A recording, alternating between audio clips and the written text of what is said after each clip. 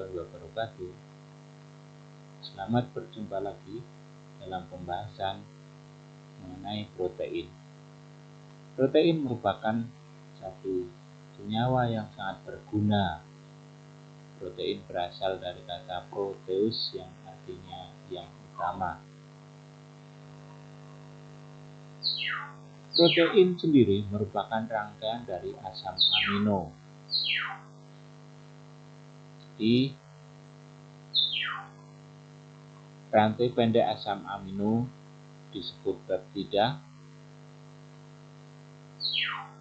Kemudian protein merupakan molekul polipeptida yang mengandung beberapa subunit peptida.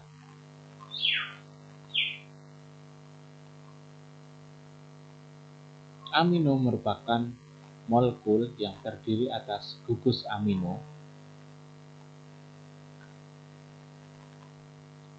asam, sebuah hidrogen, karbon, dan gugus rantai samping.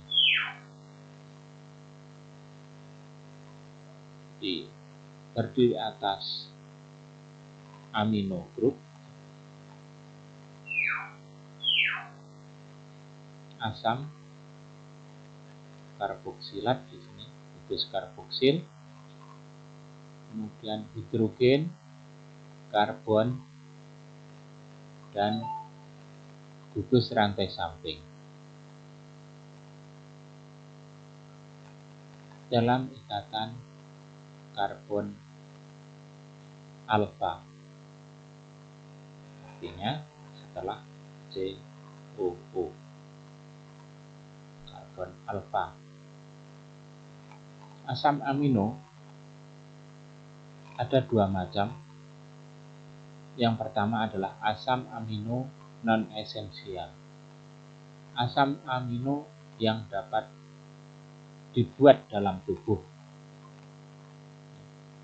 Asam amino yang dapat dibuat atau disintesis di dalam tubuh kita itu merupakan asam amino non-esensial.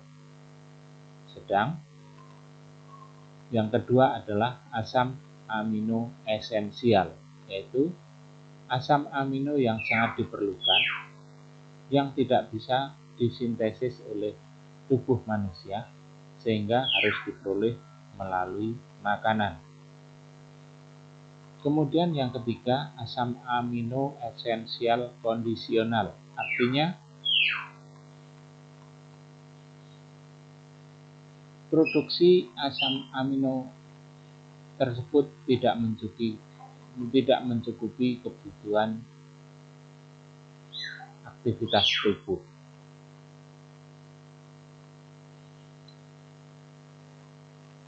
Dua puluh macam asam amino yang sangat penting bagi manusia adalah ini ya, di mana 9 adalah asam amino esensial dan selebihnya adalah non-esensial. Asam amino bereaksi membentuk ikatan peptida dengan asam amino yang lain membentuk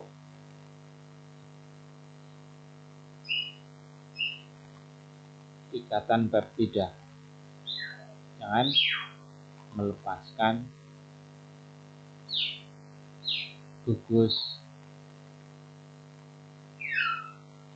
hidroksil dan gugus hidrogen, melepaskan air membentuk ikatan peptida.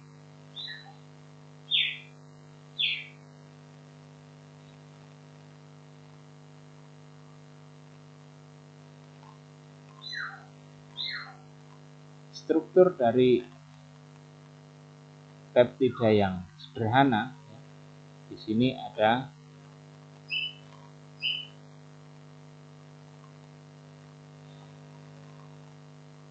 gugus amino terminal dan gugus karboksil terminal.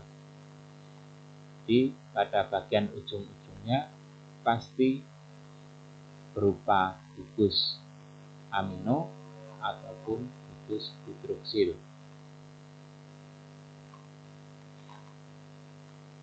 Ini contoh dari serin, glisin, tirosin, alanin, lisin, atau dalam singkatan ini SGZAL.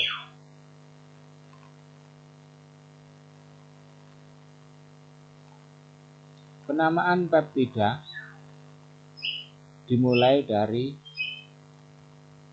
terminal N.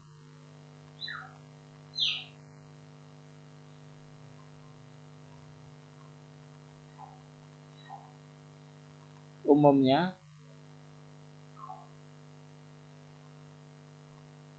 ditulis dengan penuh nama asam amino tersebut. Misalnya seril, glisil, tirosil, alanil, lisin.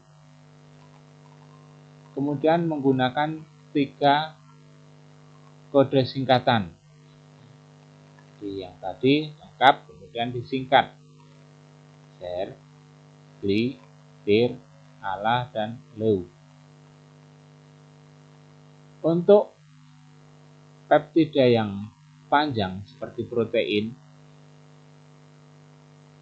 boleh disingkat dengan 1 kode huruf. Misalnya ini.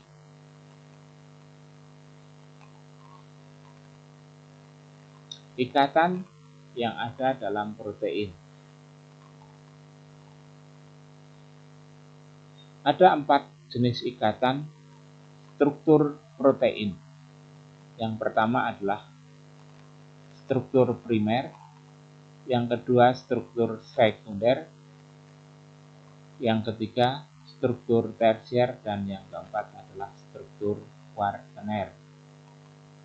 Struktur primer ini yang membentuk ini adalah sangat ditentukan oleh ikatan peptida, merupakan ikatan kovalen dan juga ikatan disulfid. Kemudian struktur sekunder ini dipengaruhi oleh ikatan hidrogen, ikatan peptida, dan disulfida. Kemudian tersier itu dipengaruhi oleh ikatan hidrofobis, kemudian ikatan hidrogen, ikatan ion, ikatan van der Waals, gaya van der Waals, dan ikatan disulfida. Kemudian struktur kuartener itu dipengaruhi oleh ikatan hidrofobik,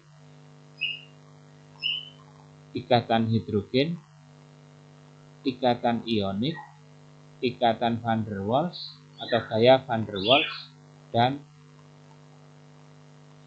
ikatan disulfid.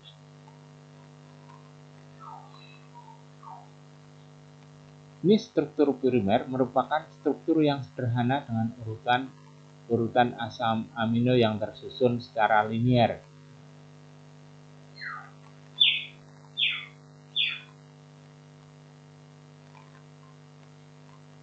Struktur primer terbentuk melalui ikatan gugus alfa amino dengan gugus alfa karboksil.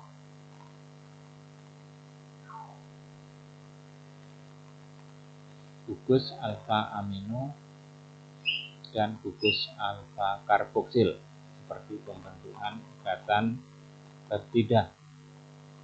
Kemudian struktur sekunder merupakan kombinasi antara struktur primer dan linier, distabilkan oleh ikatan hidrogen antara gugus karbonil dan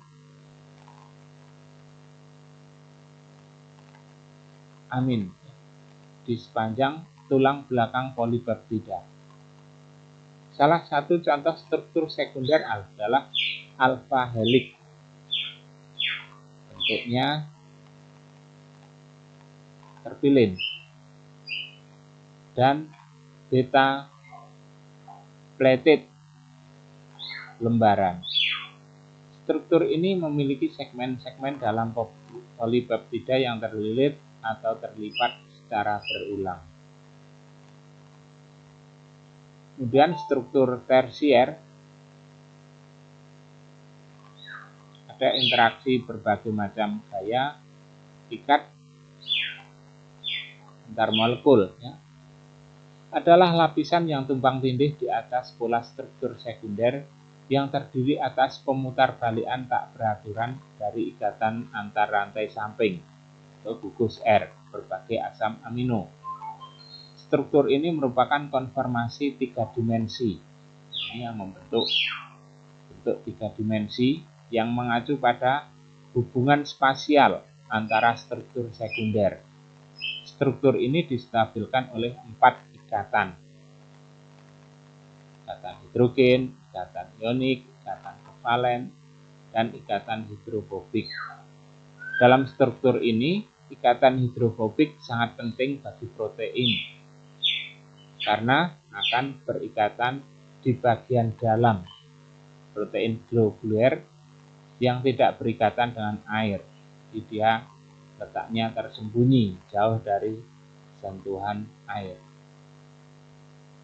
Kemudian struktur kuartener merupakan struktur yang memiliki 2 atau lebih subunit protein. 2 atau lebih unit protein. Dengan struktur tersier yang akan membentuk protein kompleks yang fungsional. Ikatan yang berperan dalam struktur ini adalah ikatan non-kovalen, yaitu interaksi elektrostatis, hidrogen, dan hidrofobik. Protein dengan struktur kuartener sering disebut protein multimerik. Protein yang tersusun dari 2 subunit disebut protein dimerik. Yang tersusun dari 4 subunit disebut tetramerik. Nah, kalau kita lihat struktur primer, struktur sekunder seperti ini, alfa helix, kemudian tersier untuk lipatan, dan kuartener terdiri atas subunit.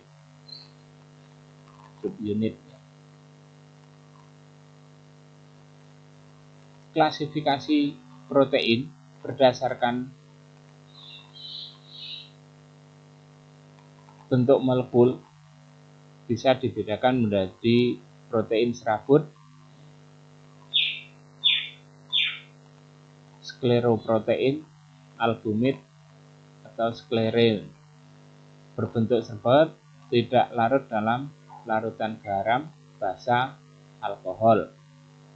Rantai molekul panjang sejajar dengan rantai utama, tidak membentuk kristal dan bila ditarik memanjang kembali ke bentuk semula.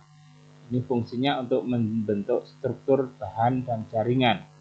Contoh pada kolagen, tulang rawan, myosin pada otot, kreatin pada rambut, dan fibrin pada gumpalan darah.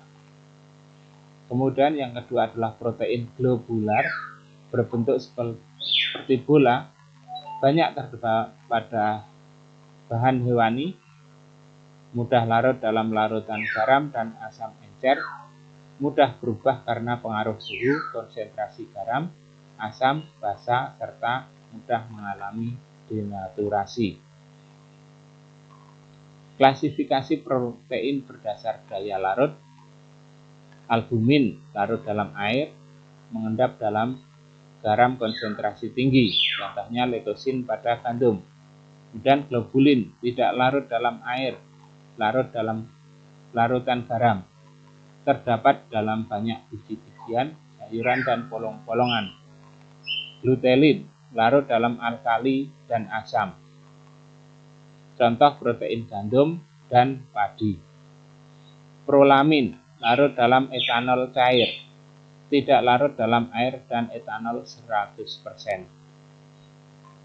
protein, gandum contohnya, jagung, dan barley.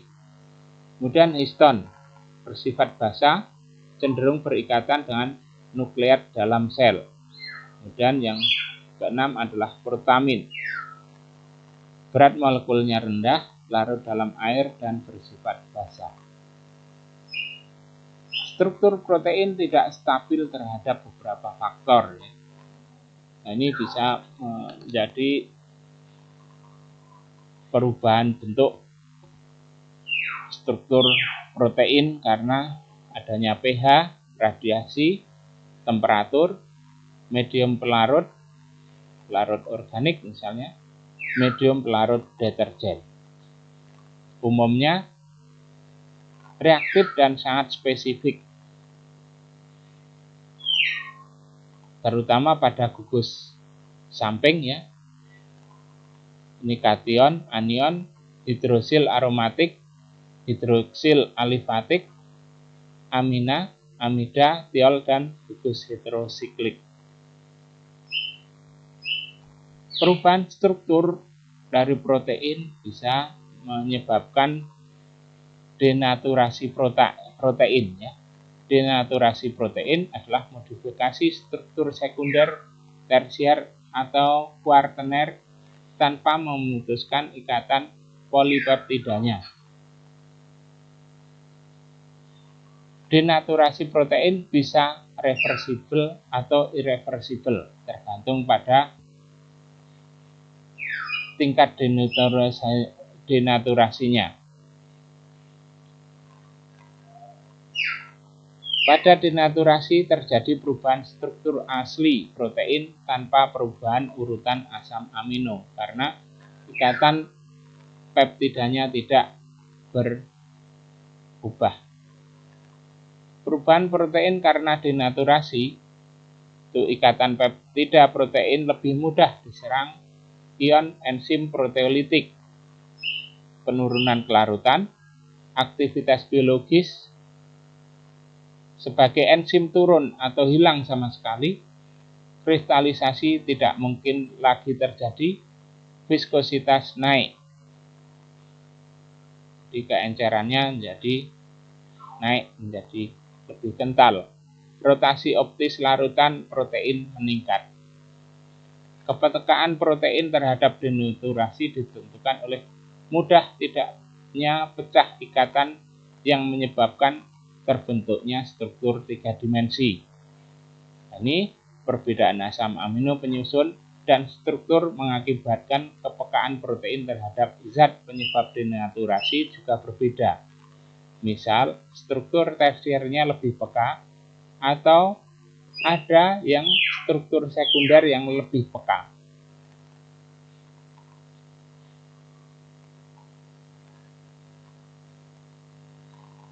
Fungsi protein banyak. Ada berbagai macam fungsi protein. Jadi, misalnya enzim, katalitik, protein struktural untuk fungsi struktural, protein kontraktil untuk gerakan mekanik, protein penyimpan untuk menyimpan sebagai zat makanan, protein pengangkut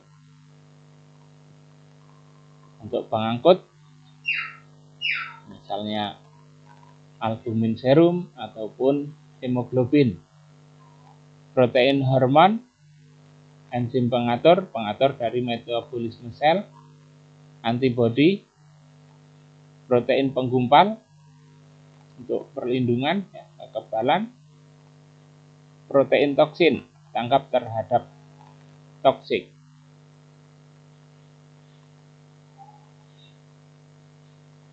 Terima kasih.